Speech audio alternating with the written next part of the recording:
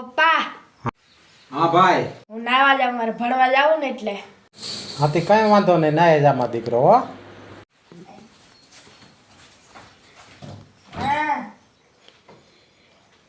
હાલો. ના ગલુડિયો શું કરે?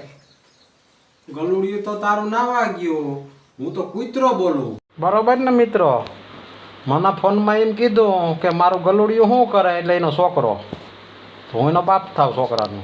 એટલે મેં કીધું હું કૂતરો બોલું. મિત્રો પ્લીઝ મારી ચેનલ મોનિટાઈઝ થઈ જાય એટલી મને તમે મદદ કરો.